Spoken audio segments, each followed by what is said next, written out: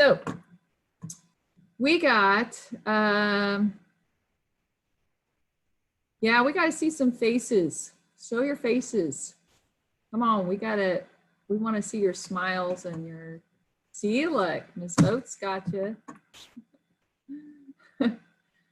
Show your faces. We gotta see your expressions and everything. So kind of important, like in class. It's not gonna hurt you. Well, you know what? I'm drinking a cup of coffee, but I've been up since like 6, so mine's just been up. So you guys got to get yourselves up earlier here. You're not too tired. All right, let's go. So I'm going to ask you today is on these trivia questions. All right, just listen. And I want you to unmute yourselves. You're going to have to do that because you want me to hear you, okay? So the first box, so when I don't have the screen up, there'll be a box of the person who speaks first that'll come up on my screen. So that's the person that I'm going to go with, okay? So hopefully, oh, and I just get out of my thing. Okay, here we go. All right, these are gonna be based on movies, books, novels, okay? So if you don't know them, that's okay. All good. All right, first trivia question. Are we ready? Make sure you unmute yourselves. Okay, you probably won't know this, but it's kind of a fun one and a weird one. Maybe your grandpas have watched this movie or read this book and they said, hey, you need to read this. So you never know. Some of you might know it. So what was the working title of Margaret Mitchell's 1936 novel, Gone with the Wind? Gone with the Wind. Was it called, a working title is like what she thought she was going to go with, and then she decided to go with Gone with the Wind, okay? So was it The Rhett Butler Affair, The Plantation, Tara, or Ba Ba Black Sheep? Ba Ba Black Sheep? Oh, I didn't think anybody would get that right on the first time. Good job, Emily. I'm going to put you down. Nice job. I would not have guessed that. My grandpa watches it a lot.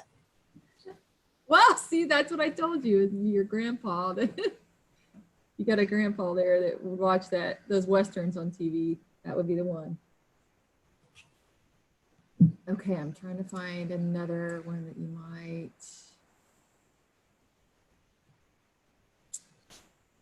All right, let's go with this one. Okay. What famous literary character offers this sage advice? Neither a borrower nor a lender be. Is it Plinius, Ebenezer Scrooge, Tom Sawyer, or Albus Dumbledore? Albus Dumbledore? No. Good try. Keep going. Anybody else? Tom Sawyer? No. Say it again, Eve. I couldn't hear you. Tom Sawyer? Tom Sawyer? I'm gonna click that. No. Anybody else? Neither a borrower nor a lender be. Doesn't that sound kind of old, like not very modern? Is it from The Borrowers? No, it's actually from Hamlet. And that was Plinius offering his advice to his son. Laertes, I think. Laertes in Hamlet? Yeah, that's his name. So, all right, let's go another one here. What novel is set on a desert planet inhabited by giant sandworms? Is it called Foundation? Do androids dream of electric sheep? Stranger in a Strange Land? Or Dune? Dune. Emily again. I gotta play my ding ding for her.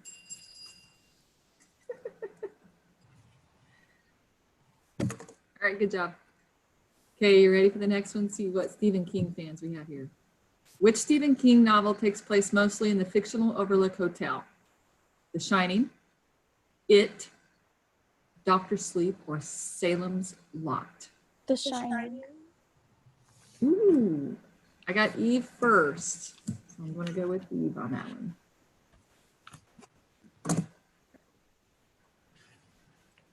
Doesn't Doctor Strange take place in a hotel sort of as well? Yeah, it does. But that wasn't one of your choices.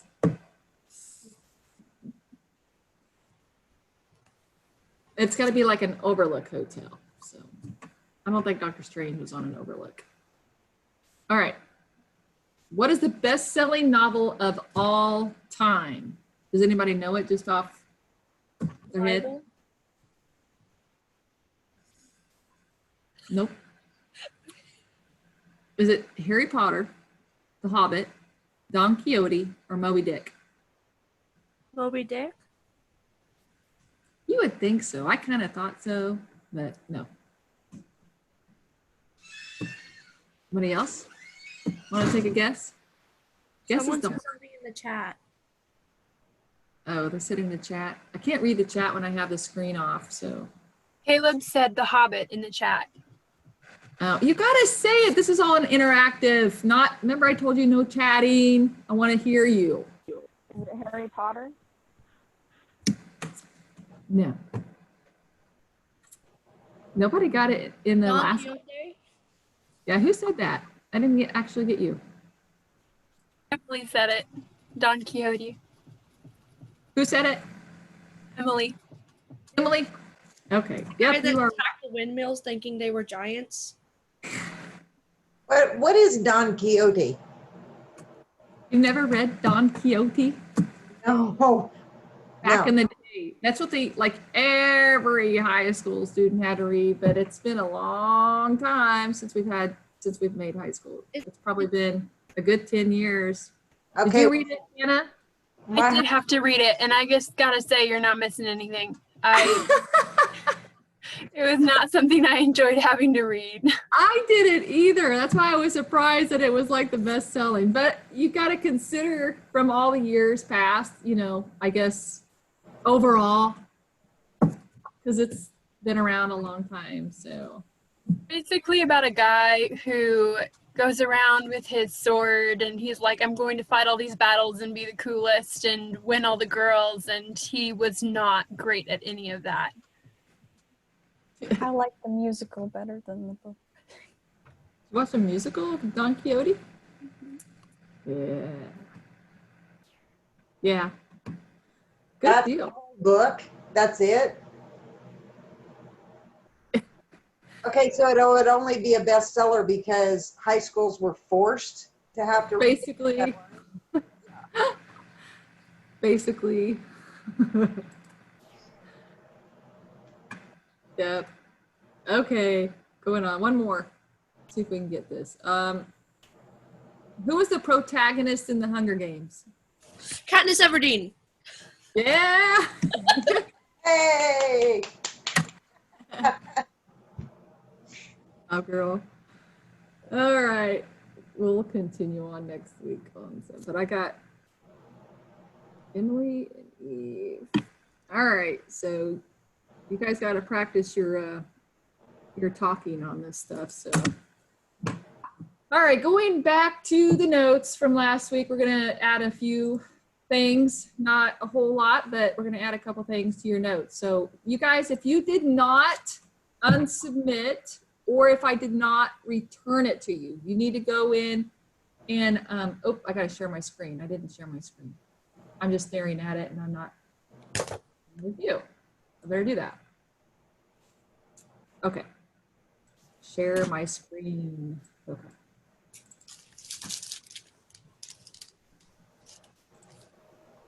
Okay.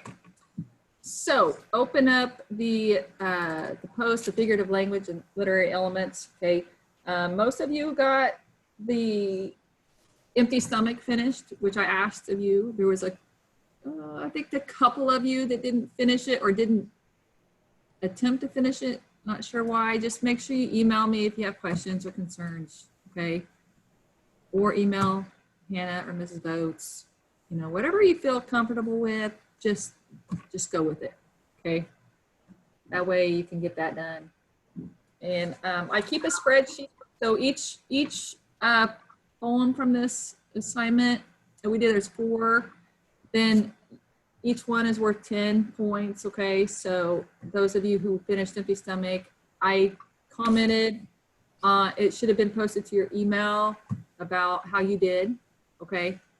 So if you didn't do it, then I probably said, hey, if you've got any questions or concern, make sure you let Miss Hannah or Mrs. Boats know. So make sure you do that, okay? And get help if you need it. All right, so, or me. I put me too, so you can email me as well. Just do that. Don't get all stressed about it. All right, get on. So Empty Stomach, I'm not going to go through anymore. We went through quite a bit last week. And you're supposed to go through and complete what you comprehended. And most of you who did turn that in did great. Okay. Sympathy is the next one that we're going to go through today, but we need to go through just a couple more notes before we do that. So open up the literature notes, if you would. And again, you may need to unsubmit if I did not return it to you. Okay. Yell at me if you can't find it. Mine will be a little bit different since I've updated. You'll just have to type some stuff down to update yours. Okay. All right, so under theme, I need you to go ahead and put setting down if you, or type it or write it, whatever you were doing, make sure you write setting. Most of you should know what setting means. If we're referring to Cinderella as a young girl long ago in the past, that was before she, of course, went to sleep. I mean, no, that's Beauty and the Beast. Get all confused on those. And then it talks about Cinderella's home in a faraway kingdom. So we have, what 2 components are we talking about in setting? Somebody yell at me. Long ago in the past indicates time, right? And a kingdom far away indicates what? Place. Yep. Nice job. Okay. These examples, you don't need to go ahead. You don't need to go and write out. I'm just talking about them a little bit. Okay. In example 2 here on the screen, it says, as the sun set in the evening sky, Malcolm slowly turned and walked toward his home. Okay. All was silent and still. Through the window, he could see his older brother James watching a football game on the TV. James was home from his first year of college in the city. It was lonely at times, but Malcolm felt it was rather nice to be in James's shadow during his senior year of high school. Okay, what's the time period?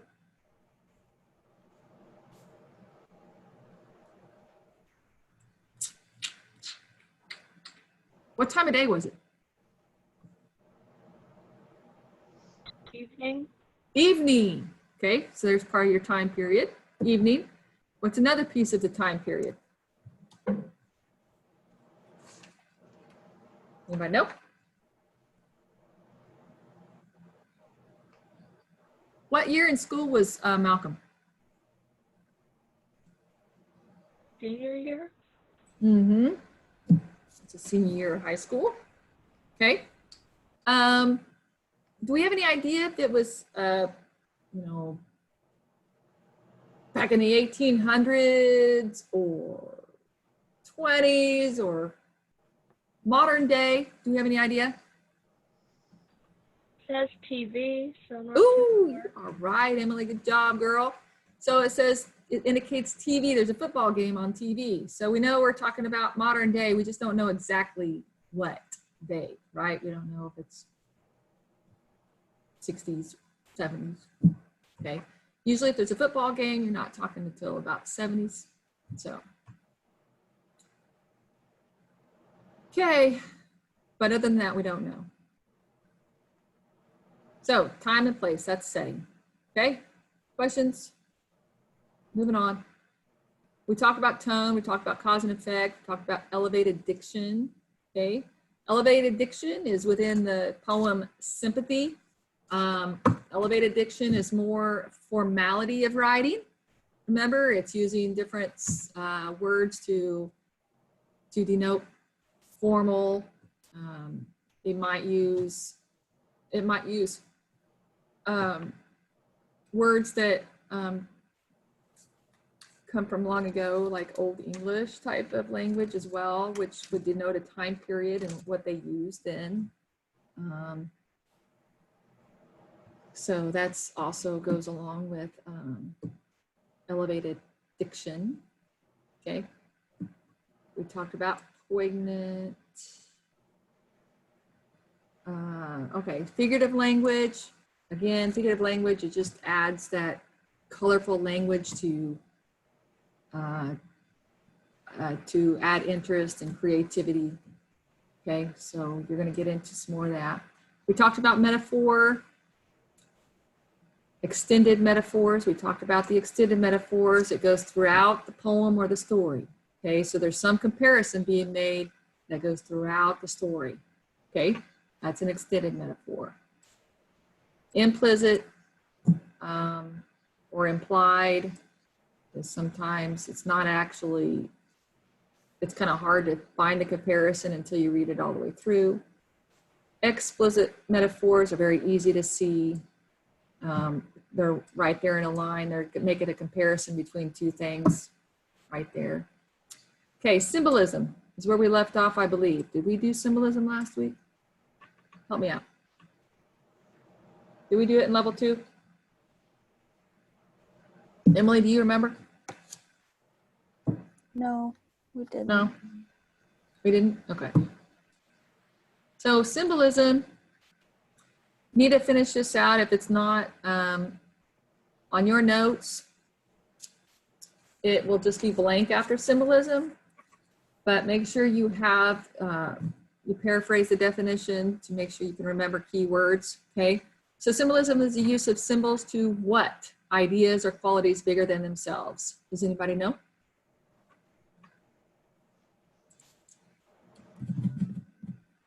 It's using symbols to, anybody know the key word? Represent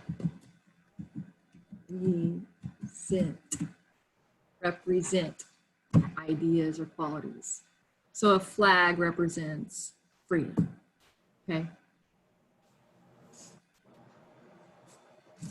Or it could be something else. Flags could represent Boy Scouts, 4-H, you know, and what those organizations represent. So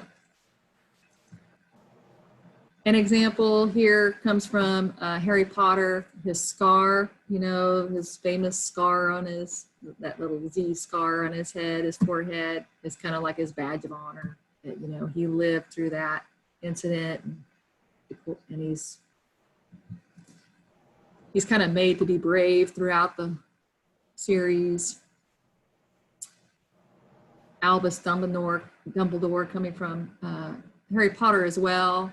You know, Dumbledore means bumblebee, and in Old English that means to hum, and he liked to hum a lot. And Albus means white, which, you know, represents a white wizard, which is good.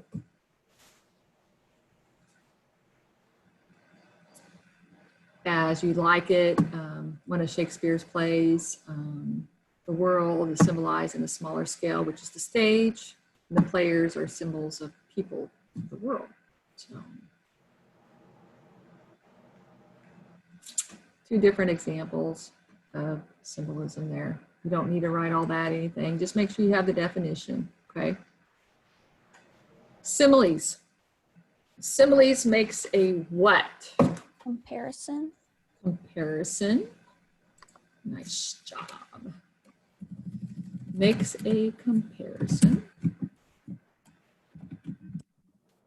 showing what between two different things? Similarities? Oh. I throw some candy out here or something, but I can't.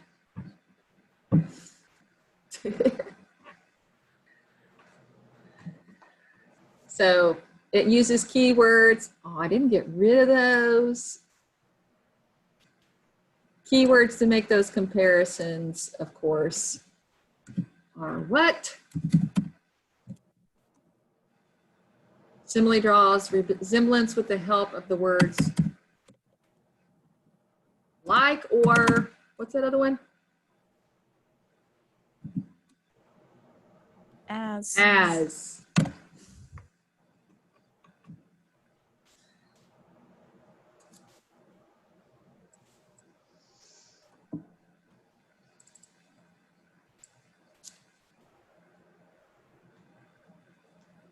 And the example there, the house is as clean as a new car, straight from the lot.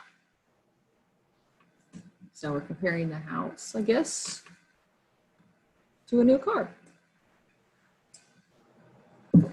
Anybody love that new car smell? Or do they have any thoughts about the new car smells? Anybody? Gives me a headache. Really? Eve gets a headache. Hannah likes them. Depends on how new the car is. Oh, yeah. Yeah, I agree. Love that smell. I don't know. I just have it. Caleb, what about you? You're a car guy, aren't you? Yeah. Do you like that new car smell? Yeah. How could you not? All right, going on. Personification. Figure of speech in which a blank inanimate object or idea is given blank qualities. Anybody want to fill in the blanks there? Figure of speech in which and what? Animal? Inanimate object like a phone or idea is given what kind of qualities? So my phone just walked away, meaning that you probably lost it, right? Or got stolen. So we're giving the phone legs, which would be human or animal-like qualities. Figure of speech in which we're giving it something that's really not human qualities. So Harry heard the cheesecake calling his name. Of course, cheesecake, we're giving it a voice, so. Personification. Yeah. I often hear cheesecake calling my name, but sometimes I think I'm kind of insane anyway, so.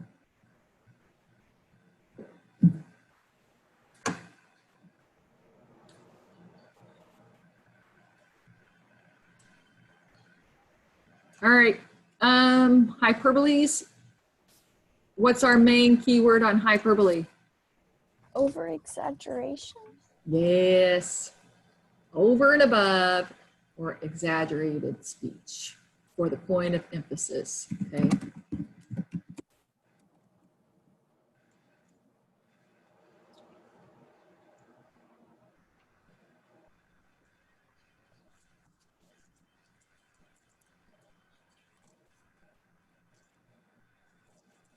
I was drowning in sweat after my 3-mile run yesterday. Is that a hyperbole?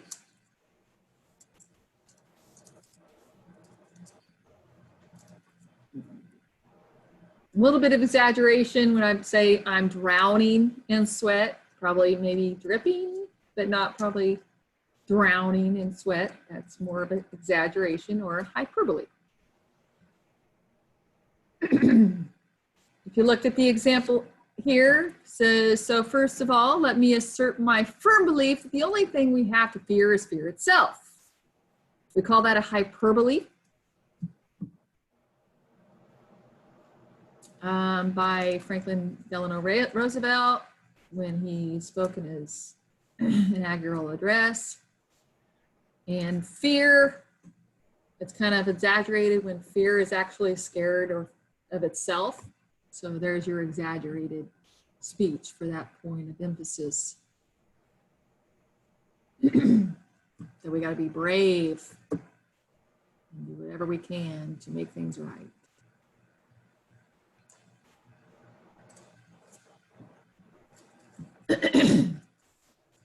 Okay, going on, alliteration. Alliteration are those fun nursery rhymes, tongue twisters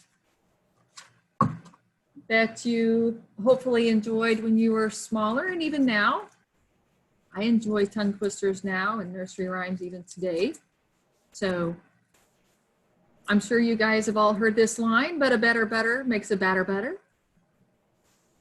That B sound repeats itself. So if you have alliteration, we know that it's the initial sounds.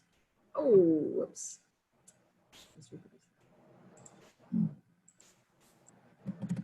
So its initial sounds repeat within the lines. In this case, it's the B sound. Anybody know any nursery rhymes with tongue twisters that they want to convey here? Anybody? What's the one about Sally on the seashore? She sells seashells on the seashore. Yeah, pretty much. Sally sells seashore by the seashore. There's lots of different versions to it. Anybody want to say the Peter Piper one? Peter Piper picks a patch of pickled peppers. A peck of pickled peppers Peter Piper picked. I only remember the first line. If Peter Piper picked a peck of pickled peppers, where the peck of pickled peppers Peter Piper picked? Nobody's ever actually answered that question. Where? In his garden? Maybe you just left them in a bucket in the garden. We don't know. Somebody needs to analyze where he left those peck of pickled peppers. It'd be kind of hard to be pickled, though, in the garden. All right. Allusion, real quick. Allusion is a figure of speech that gives, anybody have an idea what that keyword to allusion is? It's not illusion, it's with an A, allusion. It's a reference, okay? So it's a reference to a historical event, a person, movie, mythology figure, biblical event, okay? So reference is your keyword to allusion. So remember that one. Reference and allusion go hand in hand, okay?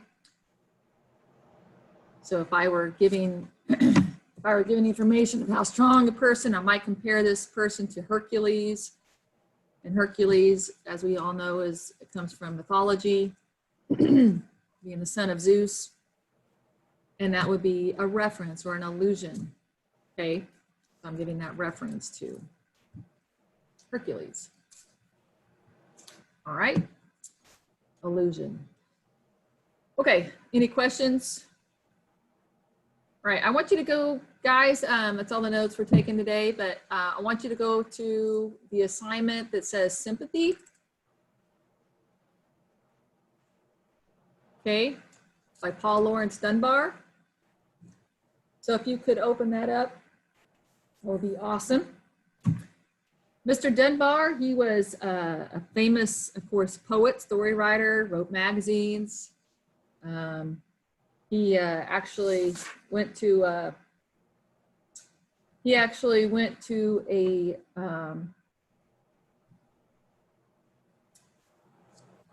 he was, of course, an African-American student, and he actually went to a public school, which is really very rare back in the 1800s, the late 1800s. He actually began writing poems when he was age of 6 years old. So he was definitely a prodigy. A prodigy is someone that just has a knack or natural talent at something. He was definitely a prodigy at writing and putting together ideas to formulate this expression. And of course, Sympathy is a poem that actually is based on slavery, and he's recognizing their emotions about slavery. Even though he was not a slave himself, his parents were slaves, so of course, I'm sure, expressed their feelings about that. And so he, again, expressed those emotions in poems and in his writing, and Sympathy is one of those, okay? And what he does, he talks about a caged bird, okay? In the very first line, he says, I know what the caged bird feels, alas. Like, I finally know, alas, is what, it's like, finally, after all this time, I truly understand. I've been through it, I see it all around me. I'm surrounded by how African Americans are afflicted or oppressed by the society as a whole. There's nothing given to them, and it takes a lot of work to get to be anyone or be even noticed at this time. So that's why he says, alas, he knows, he feels it. So when he speaks of a caged bird, okay, you'll notice throughout the poem, the caged bird is actually representing something else. It's metaphorically representing something else, okay? So I know where the caged bird feels, alas, when the sun is bright on the upland slopes, when the wind stirs soft through the springing grass, and the river flows like a stream of glass, when the first bud sings and the first bud opens, and the faint perfume from its chalice stills, I know what the caged bird feels, alas. I know why the caged bird beats his wing till its blood is red on the cruel bars, for he must fly back to his perch and cling when he fain would be on this bough swing. So he's like hopeful to be on this branch outside of this cage, is what it's saying. And a pain still throbs in the old scars, and they pulse again with a keener sting. I know why he beats his wing. I know why the caged bird sings, ah me, when his wing is bruised and his bosom sore, when he beats his bars and he would be free. It is not a carol of joy or glee, but a prayer that he sends from his heart's deep core, but a plea that upward to heaven he flings. I know why the caged bird sings. Okay, so from that poem, guys, you have, in that very first line, they use a word that's a little bit different because they repeat, as you notice. I know why the caged bird, I know what the caged bird feels is kind of repeated in those first lines. And then it says, alas. Alas is that elevated diction that denotes the time period, for one thing. And it also exaggerates that finally, like I finally know how this caged animal feels, okay? So alas is an important elevated diction word there. And then it's pretty positive when the wind stirs soft to the springing grass. That's more like freedom, when you're out in the grass and you feel that wind through your, going over your skin, and it just feels so good. The river flows like a stream of glass. You guys know when you're out at the lake and it's just so beautiful when you have you see the water, it's like glass out there. The first bird sings. and a faint perfume. You have all these smells of spring coming through this container or this glass.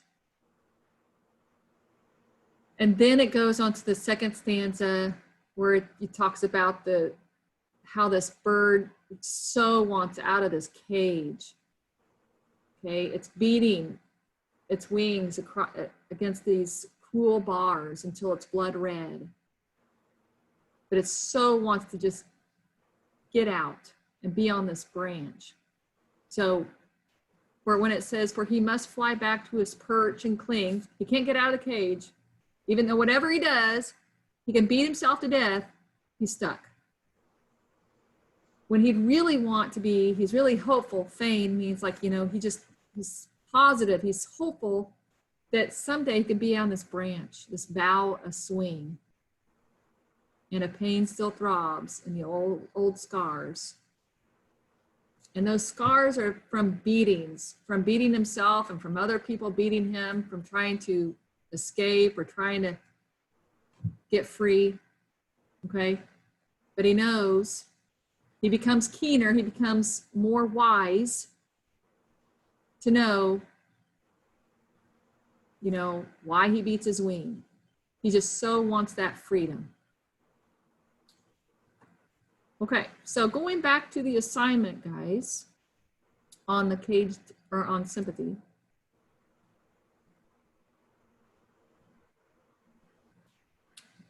Okay, sympathy.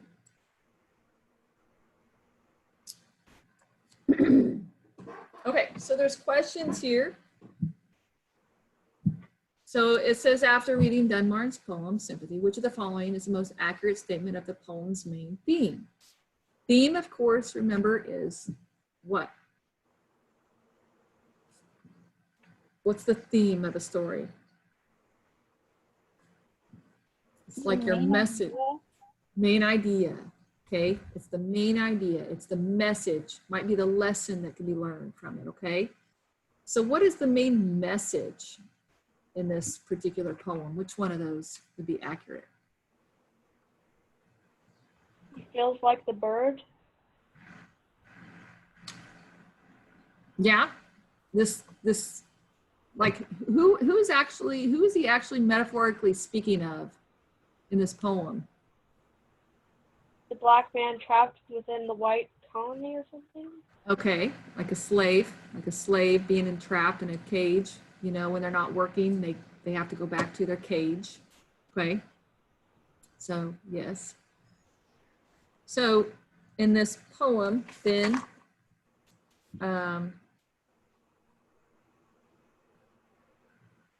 which one of these is your most accurate answer for the main theme of this story? Anybody answer that?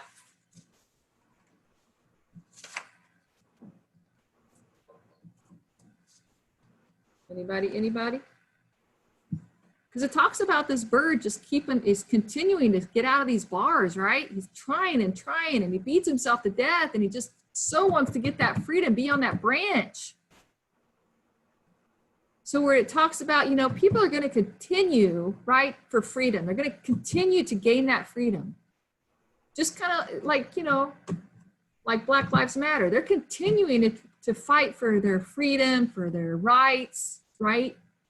And that's kind of what the theme is. It's always a struggle. It's always a continual fight for freedom, no matter what the cost.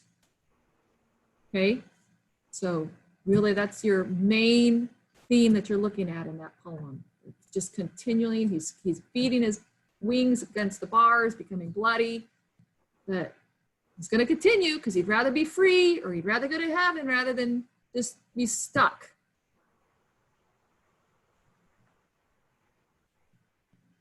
If you guys got thrown in, a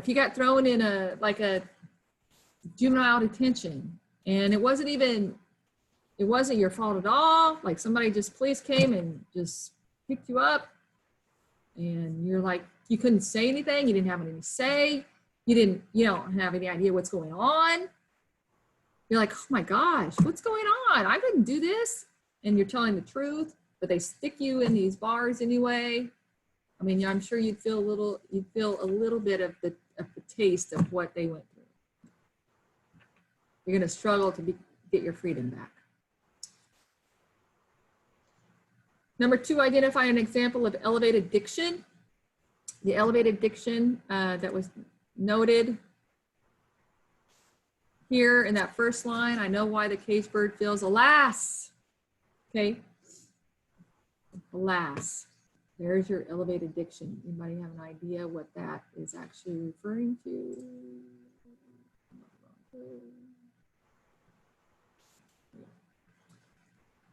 Explain the meaning of what it adds to the feeling of the line.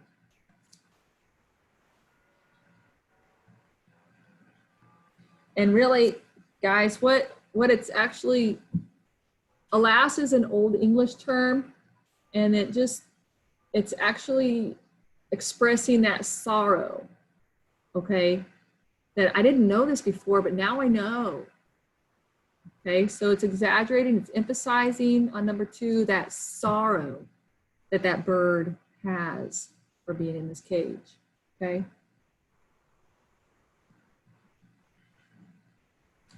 So it's actually kind of giving away the tone of the poem in that very first line. Like finally, I finally feel it. I finally understand.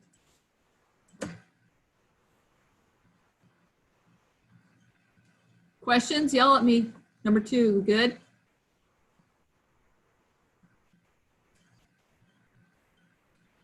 Number 3, another word for chalice. Did anybody catch that?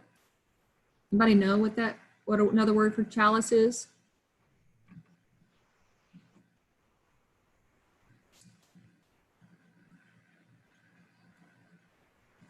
Okay, chalice as used in there. Okay, so it's talking about, oh, here it is. And the faint perfume from its chalice stills. Okay, so this container or this glass of perfume. So chalice is actually just kind of a glass or a goblet type of item, container. And in this case, you know, the smells, the smells of freedom that this bird so wants to taste or smell is what he's longing for. Okay. So that's what a chalice is. It's a goblet or a container or a glass.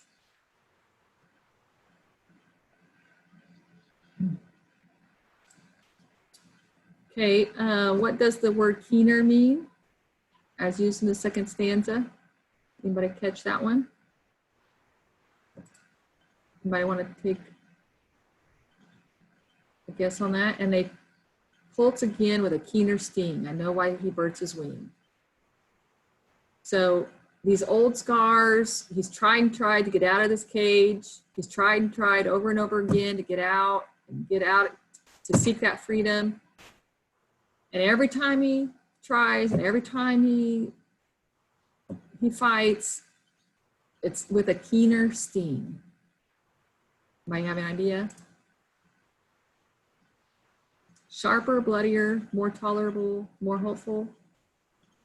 If you become keener, you become wiser, you become sharper, you become more knowledgeable.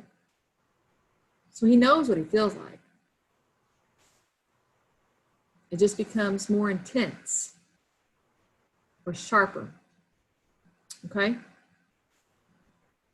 The speaker of the poem says, I know why the bird beats his wing on the cruel bars. Why does the bird beat his wings? So what is he longing for? What is he trying to do? Why does he beat his wings against the bars? Like a slave, why does he beat his wings against the bars? Ideas? Trying to break out. Trying to break out, trying to gain freedom. Right, good job. Okay, trying to gain freedom.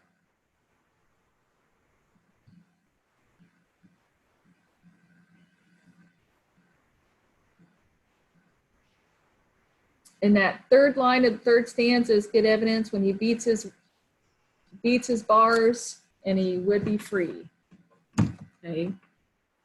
It's a good piece of evidence there. Okay. What's a bird praying for when he sings?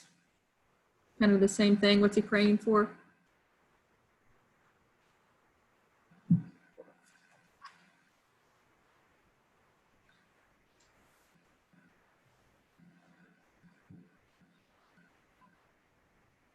Isn't he praying for the desire to be free? His freedom? Again, when he sings, it's not that he's happy. He's not that he's joyful. He's just praying to be free.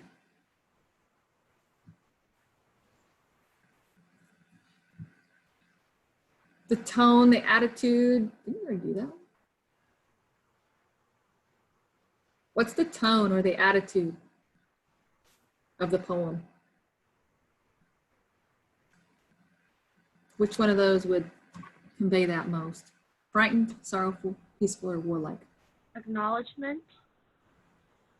Like a distressful acknowledgement or something. Acknowledgement that he's in a cage and he can't break free, right? So which one of those on number 5 would best fit that tone? Sorrowful. Yeah, good job. Sorrowful. Good job.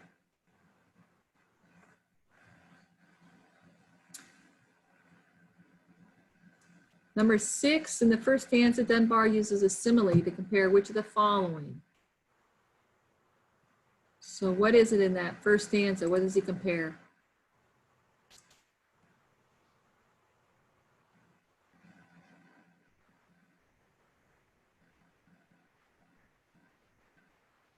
Sailor, what do you think? I don't know.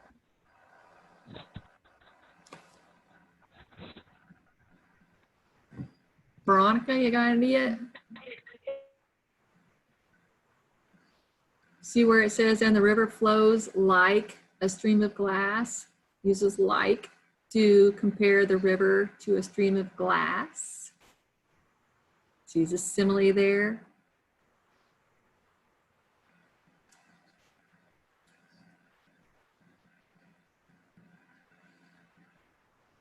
The opening and closing lines of each stanza are examples of which technique, guys? Allusion, hyperbole, metaphor, or repetition?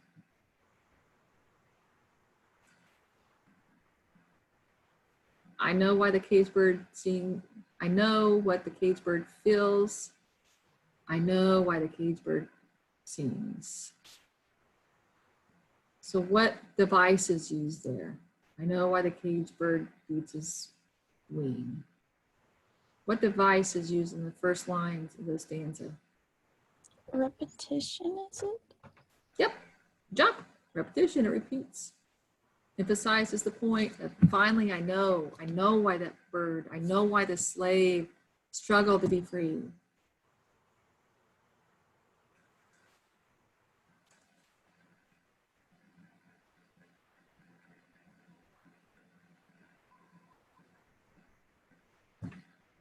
Number 8, what do the images in line 2 through 6 of the stanza 1 symbolize or represent?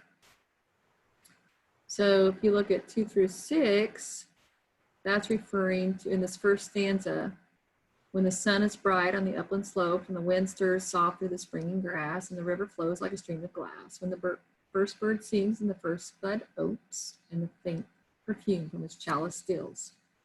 Okay, so what does that symbolize?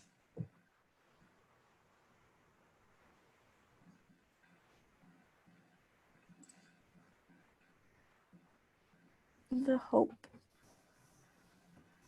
that sustains it.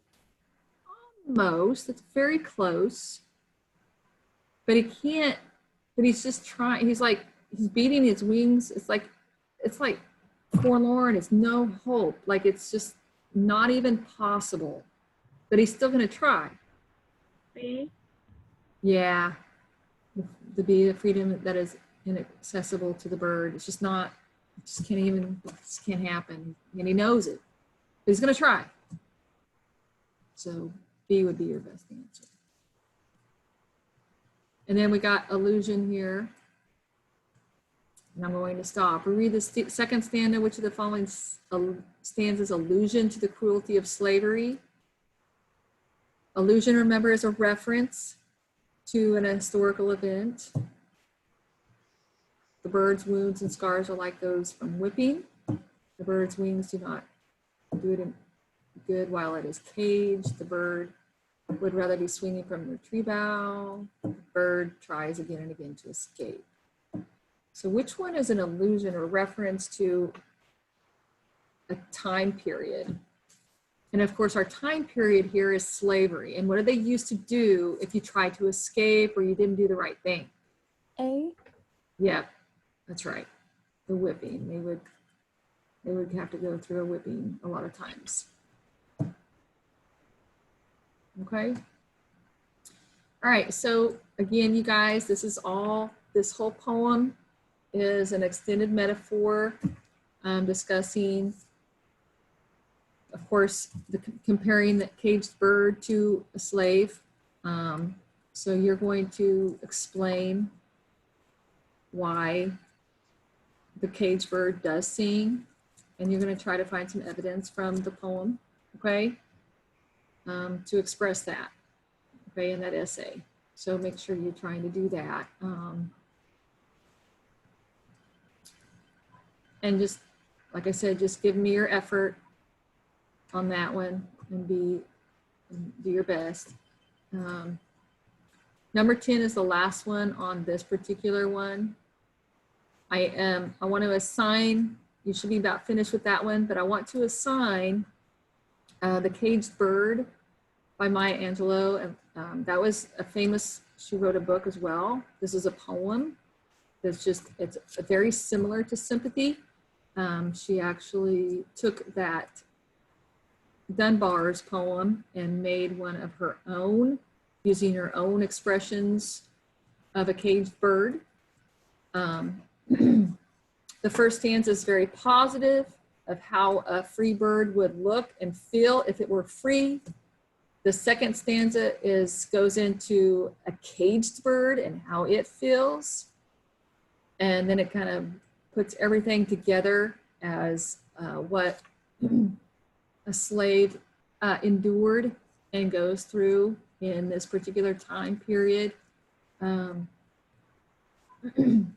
Lots of words that really give way to a lot of negative connotative words, such as